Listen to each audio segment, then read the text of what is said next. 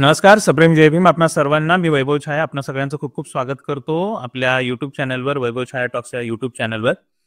दोस्तो हो, आजची मुलाखत ही अतिशय छोटेखानी जरी असली तरी अतिशय महत्वाची आहे. महत्वाची याच्यासाठी आंबेडकरी चळवळीचे नेते, युवा पॅन्थरचे अध्यक्ष राहुल प्रधान आपल्यासोबत आहेत आणि त्यांच्याकडून आपल्याला जाणून घ्यायचंय की परभणीमध्ये घडलेले जे प्रकरण होतं, संविधानाच्या प्रतिकृतीचं, संविधानाच्या शिल्पाचा जी विटंबना झाली आणि त्यानंतर परभणीमध्ये जे प्रकरण सगळं घडलं त्याचा आता पुन्हा उल्लेख करावा असा वाटत नाहीये. पण त्या सगळ्या प्रकरणांनंतर जो जनक्षोभ उसळला होता, पोलिसांची कारवाई झाली होती, त्या सगळ्या प्रकरणात अग्रक्रमाने सक्रिय असलेले राहुल प्रधान यांच्यासोबत चर्चा करायची आणि जाणून घ्यायचंय की नेमकं आत्ताच्या घडीला त्याची जी स्थिती निर्माण झालेली आहे. कारण या प्रकरणाला उत्तर म्हणून लॉंग मार्च निघाला. तो लॉंग मार्च नाशिकच्या रस्त्यावर असेपर्यंत, परभणीवरून निघालेला लॉंग मार्च नाशिकच्या रस्त्यावर असेपर्यंत तो अचानक मागे फिरला गेला. यात आमदार सुरेश धस ज्यांनी बीडच्या प्रकरणामध्ये एक महत्वाची परंतु तितकी संशयास्पद भूमिका निभावली होती, त्यांची या प्रकरणात एंट्री होते. लॉंग मार्च मागे फिरतो आणि सगळीकडे संशयाचं वातावरण निर्माण होतं. तर नेमकं हे प्रकरण काय होतं?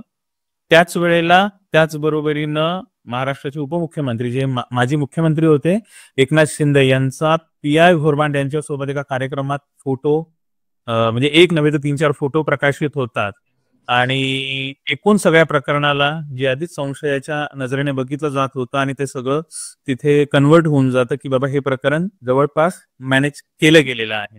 तर या सगळ्या प्रकरणांवर राहुल प्रधान यांच्याकडून आपण जरा जाणून घेऊयात, माहिती करून घेऊयात. सप्रेम जय भीम राहुल दादा, तुमचं स्वागत आहे. Over to you. Thank you Vaibhav. जय भीम. जय भीम दादा. पहिला प्रश्न सरळ सरळ की लॉंग मार्च नाशिकवरून परत का गेला? लॉंग मार्च नाशिकमध्ये थांबवला गेला आणि तो जे एक बनवाबनवीचं पत्र दिलं गेलं प्रशासनाकडून आणि त्यानंतर लॉंग मार्च थांबला असं जे लॉंग मार्च मध्ये जे लोक होते त्यांच्याकडून जाहीर करण्यात आलं. ही बातमी जेव्हा माझ्या पर्यंत आली त्यावेळेला सगळ्यात पहिली भूमिका मीच सोशल मीडियावरती घेतली की हा लॉंग मार्च गुंडाळलेला आहे सुरेश धस यांनी, आणि जे एक बनवाबनवीचं पत्र दिलेलं आहे ते पूर्णपणे या लॉंग मार्चची आणि संपूर्ण आंबेडकरी समाजाची त्या पत्रातून त्यांनी केलेली ती फसवणूक आहे. लॉंग मार्च ची ही फसवणूक झालेली आहे हे जरी आपण म्हणत असलो तरी सुरेश धस यांनी कशा पद्धतीने, म्हणजे का म्हणून यांनी त्यांना एंट्री करावीशी वाटली, का त्यांच्या एंट्री मागे कोणी होतं किंवा कोणी आहे याबद्दल काय म्हणणं आहे? नाही, सुरेश धसच्या पाठीमाग त्यांचे आका आहेत. त्यांचे आका देवेंद्र फडणवीस आहेत. देवेंद्र फडणवीस त्यांना जे टास्क देतात ते टास्क ते पूर्ण करतात. आपल्याला माहिती असेल की बीडच्या प्रकरणामध्ये सुरेश धस, बीडचं प्रकरण होण्याच्या अगोदर सुरेश धस बीड जर सोडलं तर त्याच्या बाहेर सुरेश धसांची ओळख नव्हती. पण आज पूर्ण महाराष्ट्राला सुरेश धसांची ओळख झाली ती बीडच्या प्रकरणामुळे. बीडच्या प्रकरणामध्ये सुरेश धस ऍक्टिव्हपणे ऍक्शन मोडमध्ये होते, एकदम असे फिल्मी स्टाईल, त्यांचे डायलॉग वगैरे सगळं काही होतं. ते अचानक परभणी प्रकरणामध्ये का अवतरले? कारण देवेंद्र फडणवीसला परभणी प्रकरण हे जड जात होतं. ज्या ठिकाणी परभणी प्रकरणामध्ये जे आंदोलन सुरू होतं ते आंदोलन पहिल्यांदा त्यांना ते गुंडाळायचं होतं. ते त्याच्यामध्ये यशस्वी होत नव्हते. त्याच्यामुळे सुरेश धसांच्या माध्यमातून त्यांनी एक शिष्टमंडळ मुख्यमंत्र्यांच्या भेटीसाठी गेलं.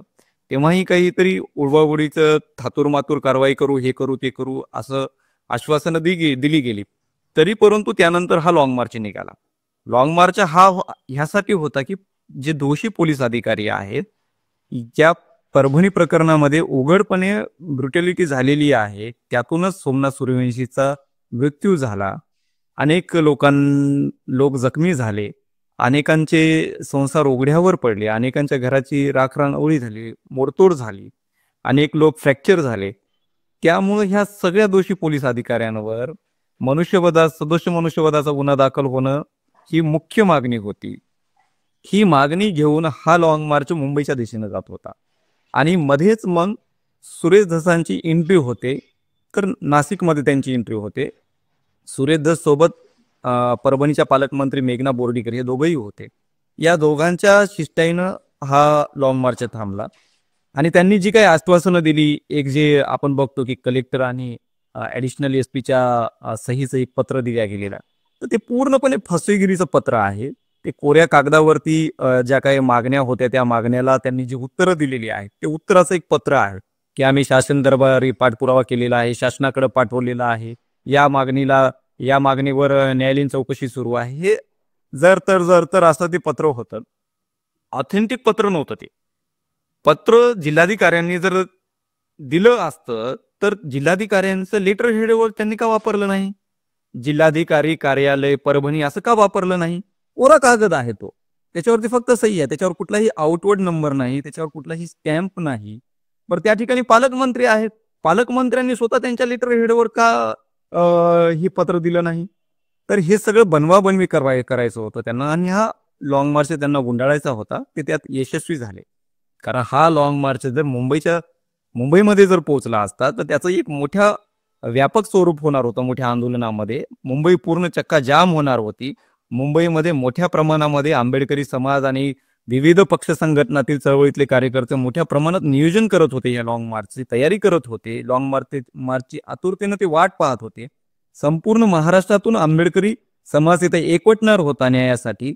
हे फडणवीसांना गोपनीय विभागामार्फत रिपोर्टिंग झाल्यानंतर त्यांनी सुरेश धसांना आणि बोर्डीकरांना पाठवून या लॉंग मार्च त्यांनी थांबवलं आणि ते त्यात यशस्वी झाले. माझा प्रश्न इथेच आहे की आपण हे मान्य करून चालू की तोंडाला पानं पुसली, कागदांमध्ये फिरवून आश्वासनं दिली गेली, परंतु प्रश्न माझा तिथेच उपस्थित राहतो की जे लॉंग मार्च घेऊन आले होते सगळे, त्यांनी लॉंग मार्च का गुंडाळला? त्यांनी का म्हणून परत जाण्याची भूमिका घेतली? आपल्याकडे अनुभव हा ताजा आहे, म्हणजे कायमस्वरूपी चालत आलेला अनुभव आहे. आपण आंदोलन उभं करतो, आंदोलन लढतो, त्या आंदोलनामध्ये आपली पूर्ण शक्ती आपण लावत असतो आणि अचानक असंच काहीतरी एखादं शिष्टाई करणारं शिष्टमंडळ येतं, काहीतरी थातुरमातुर आश्वासनं दिली जातात आणि आपलं आंदोलन तिथले तिथे गुंडाळलं जातं.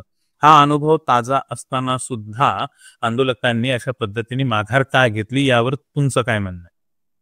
नाही, मुद्दा अत्यंत महत्वाचा प्रश्न आहे वैभव तुझा.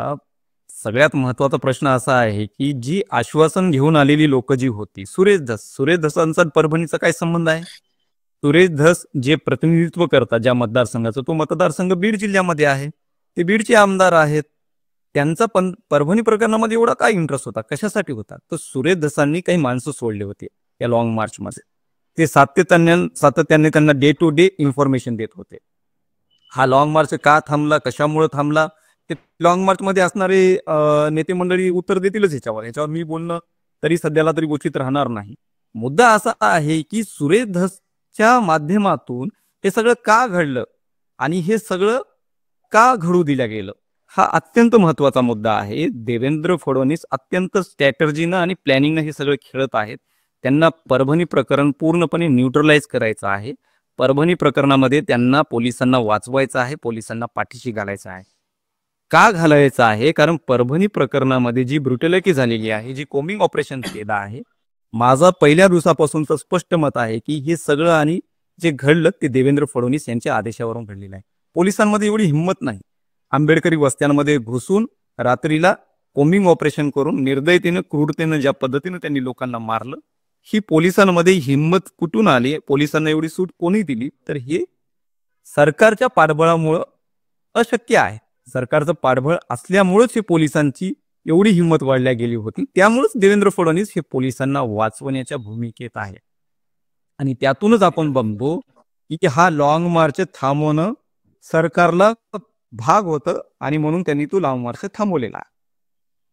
बरं, मग आता याच्यामध्ये दोन प्रश्न उपस्थित राहतात आणि ते इतर कोणत्या मीडियावर बोलले जाणार नाहीत किंवा ते विचारले जाणार नाही. हा आरोप तर तुम्ही सुरुवातीपासूनच करत आलेले आहात की देवेंद्र फडणवीसांनी सुरेश धसांना या दोन्ही प्रकरणांमध्ये, बीडच्या प्रकरणामध्येही आणि परभणीच्या प्रकरणातही प्लांट केलेलं होतं. आता हे प्रकरण जवळपास निकाली निघाल्यात जमा आहे.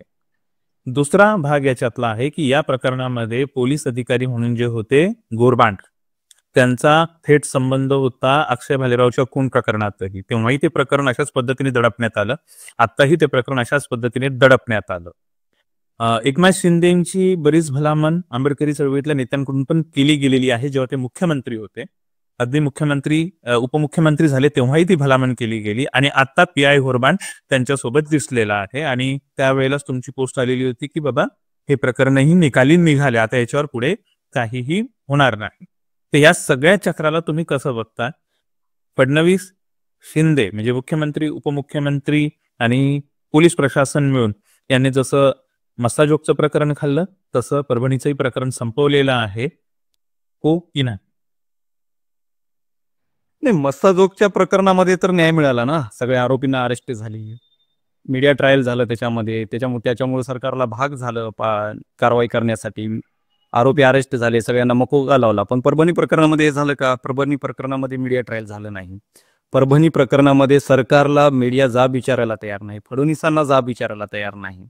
फडणवीस ज्या पद्धतीनं डे 1 पासून वागत आहे ते निश्चितपणे ते कोणाला तरी वाचवत आहेत. आता मुद्दा असा आहे की एकनाथ शिंदेची जी इन्व्हॉल्वमेंट, आपण जे जसं तू बोलला की घोरबांसोबत त्यांचे जे फोटो आलेले आहेत आणि अक्षय भालेरावची केस, अक्षय भालेरावच्या प्रकरणातील जे आरोपी आहेत ते अशोक घोरबांचे सगळे नातेवाईक आहेत. आणि त्या प्रकरणातील जे आरोपी आहेत ते एकनाथ शिंदे गटाचे जिल्हा प्रमुख होते. हे सगळे लागे बांधे आहेत. प्रत्येक जण आपापल्या सोयऱ्या धैर्याला वाचवण्यासाठी प्रयत्न करत आहे.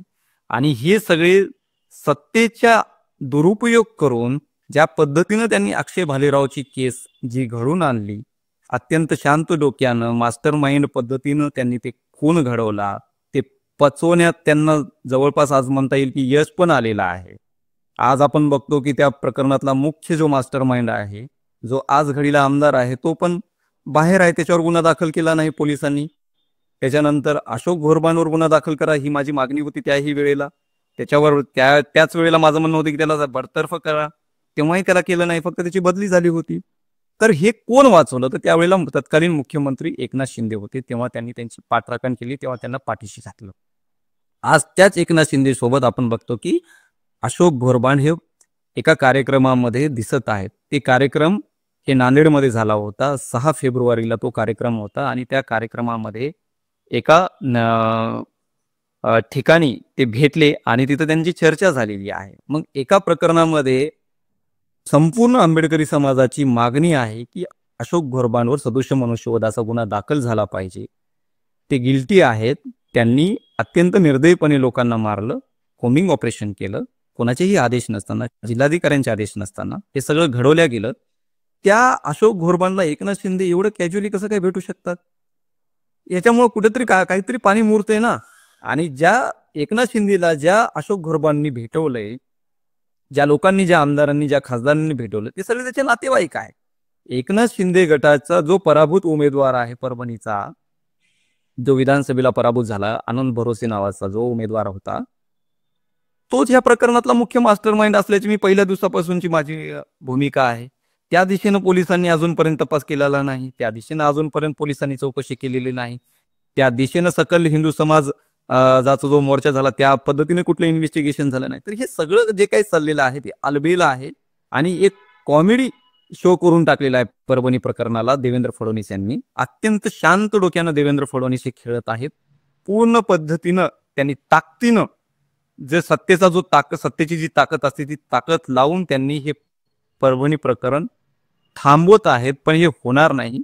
आम्ही आंबेडकरी चळवळीतले कार्यकर्ते आहोत. आंबेडकरी चळवळीनं खूप काही पचवलेलं आहे आणि त्यातूनच आंबेडकरी चळवळ उभी राहते आणि ती पुन्हा जोमाने लढते. त्यामुळं आज घडीला जरी हा लॉंग मार्च नाशिकमध्ये थांबला असेल किंवा संपला असेल असं देवेंद्र फडणवीसांना किंवा त्यांच्या दूतांना वाटत असेल तर ते तसं कदापि होणार नाही. आम्ही पुढील नक्कीच भूमिका घेऊ. सरकार आमचं ऐकणार नसेल, पोलीस आमचं ऐकणार नसेल तर कोर्ट तरी आमचं ऐकल, न्यायालय तरी आमचं ऐकल.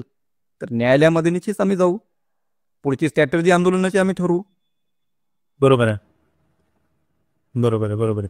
मग आता म्हणजे थोडक्यात असं म्हणायला वाव आहे की अजूनही हे प्रकरण संपलेलं नाही, हा लढा चालूच राहील. लढा तर चालूच आहे ना. तो मुद्दा तोच आहे ना की ज्या एकनाथ शिंदेचा काल वाढदिवस झाला, काल सगळीकडे होर्डिंग होते, सगळीकडे मीडियावर हे चालू होते की अनाथांचा नाथ एकनाथ आणि लाडक्या बहिणींचा भाऊ मग त्याच एकनाथ शिंदेच्या लाडक्या बहिणींवर ह्याच पोलिसांनी निर्दयतेनं क्रूरतेनं त्यांना अमानुषपणे मारहाण केली. हा, त्यांना छळ करू मारहाण केली, अश्लील शिवीगाळ करत मारहाण केली. ते एकनाथ शिंदे ह्या सगळ्या दोषी पोलीस अधिकाऱ्यांना कसं काय सोबत घेऊन फिरत आहे? एक प्रोटोकॉल असतो ना, उपमुख्यमंत्र्याचा एक प्रोटोकॉल असतो, त्यांना एक सिक्युरिटी असते, DIG लेवलची एक सिक्युरिटी असते. त्या सगळ्या सिक्युरिटीमध्ये हा सस्पेंड झालेला अधिकारी कसं काय एवढ्या कॅज्युअली भेटू शकतो, चर्चा करू शकतो? तर कुठेतरी हे सगळं पाणी मुरतंय.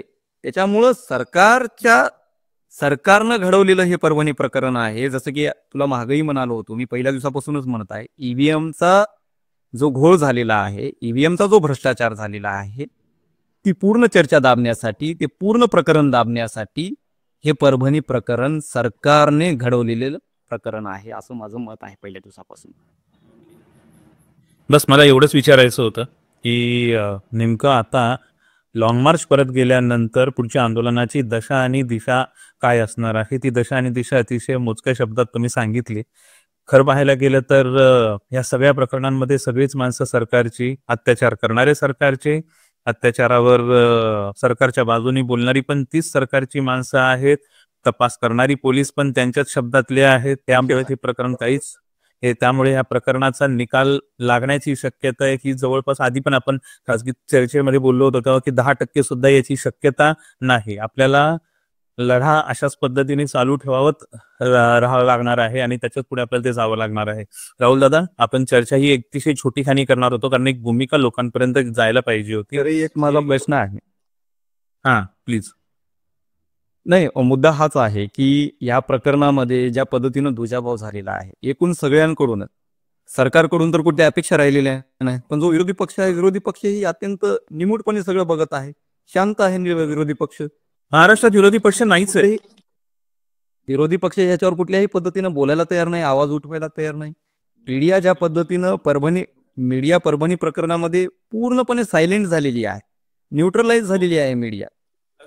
तर मुद्दा असाच आहे की मीडियानं बीड प्रकरणात ज्या पद्धतीनं मीडिया ट्रायल केलं आणि देवेंद्र फडणवीसला ह्या सगळ्यामध्ये कारवाई करण्यासाठी भाग पाडलं या मीडियानं, तीच मीडिया परभणी प्रकरणामध्ये अत्यंत न्यूट्रलाइज दिसते. कारण कुठंतरी असं वाटतंय की एक जात जो विषय आहे, जो कास्टचा हा अत्यंत महत्वाचा विषय या प्रकरणामध्ये दिसून येत आहे.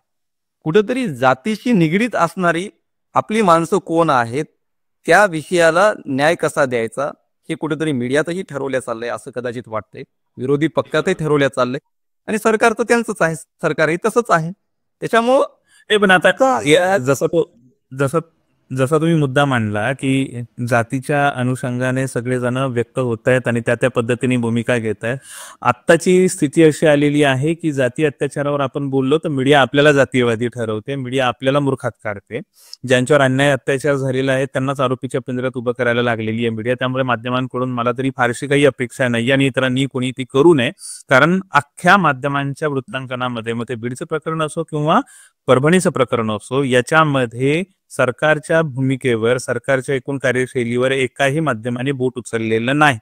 सरकारला ध्रुवीकरण कसं करता येईल तेवढ्या पुरतं मीडिया वृत्तांकन करते आणि वृत्तांकन करत असल्याचं नाटक करते. त्याच्यामुळे मीडियाकडून तरी काही अपेक्षा आपण फारशी व्यक्त करू शकत नाहीये. पण या सगळ्या याच्यामध्ये जेव्हा केव्हा तुमचं मीडियाशी बोलणं होतं, पत्रकारांशी बोलणं होतं, तुम्हाला काय अनुभव येतो त्यांचा? काय वाटतं की हे लोक अशा पद्धतीने का वागतायत म्हणून? त्यांच्यावर कोणाचा दबाव आहे का? हे ठरवून सगळं करतायत की यांची स्क्रिप्टच एकदम ठरवून त्यांना दिल्याप्रमाणे ते वागतायत?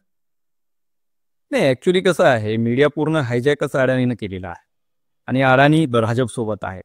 तर मालक जे सांगतील त्या पद्धतीनंच नोकर काम करणार. त्याच्यामुळे त्यांची हातं बांधलेली आहेत, तोंड शिवलेली आहेत. त्यांना त्यांचं जे काम दिलेलं आहे ते त्यांचं ते काम करत आहेत. पण मुद्दा असा आहे की आंबेडकरी चळवळीला ज्या पद्धतीनं आपण बघतो की न्यूट्रलाइज केल्या चालले, म्हणजे फडणवीसांनी ज्या स्ट्रॅटर्जीनं हे पोलिसांमार्फत हा जो हल्ला केलेला आहे आंबेडकरी वस्त्यांमध्ये घुसून, जे भीमा कोरेगावमध्ये ज्या पद्धतीने केलं, त्यांनी सेम ती स्ट्रॅटर्जी त्यांनी परभणी प्रकरणात वापरली.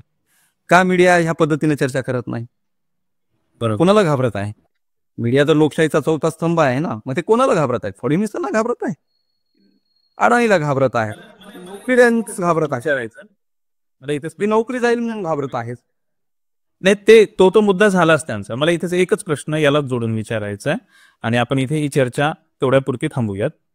प्रश्न हाच आहे की मीडिया तर नाव घेणार नाही, मुख्यमंत्र्यांचं नाव घेणार नाही ना उपमुख्यमंत्र्यांचं नाव घेणार नाही, पण आंबेडकरी चळवळीतले जे कोणी नेते आहेत, जे तालुका पातळीवर आहेत, जिल्हा पातळीवर आहेत, राज्य पातळीवर आहेत किंवा कुठेही असू दे, एकटे तुम्ही सोडले तर बाकी कोणीही या संपूर्ण प्रकरणासाठी फडणवीसांची कार्यशैली, फडणवीसांचं नेतृत्व आणि त्यांचा दुजाभाव करण्याचा स्वभाव याच्यासाठी त्यांना कुणीच दोषी धरत नाहीये. असं का होतंय? आंबेडकरी चळवळीतल्या नेत्यांचं काय कुठे बिनसलेलं आहे? का असं होतं? नाही, कसं आहे, एकतर एक वाक्यता नाही आहे आणि कोऑर्डिनेशन नाही. पण तसं नाही, बरेच आंबेडकरी चळवळीतील तरुण कार्यकर्ते यावर बोलत आहे. नेते मी कार्यकर्ते नाही, मी फक्त जे स्वतःला नेते म्हणवतायत, ज्यांचं म्हणजे कार्यकर्ते बोलत हवा का नाहीये, पण तरी पण जे असे छोटे छोटे आहेत जे स्वतःला म्हणवून घेतात, सेल्फ क्लेम लोक आहेत, मी त्यांच्याबद्दलच बोलतो. नाही, त्यांच्याकडून कुठली अपेक्षा नाहीत. मुद्दा असा आहे की कार्यकर्ता सक्षम आहे ना, आंबेडकरी चळवळीतला ग्राउंडवरचा जो कार्यकर्ता बरोबर आहे. सक्षम आहे. परभणी प्रकरण ह्याच कार्यकर्त्यांनी आज इथपर्यंत आणलेलं आहे. परभणी प्रकरणामध्ये पुढं काय करायचं आहे तर आता हेच कार्यकर्ते ठरवतील आणि सगळ्यांना आम्हाला सगळ्याला मिळूनच हे ठरवावं लागणार आहे.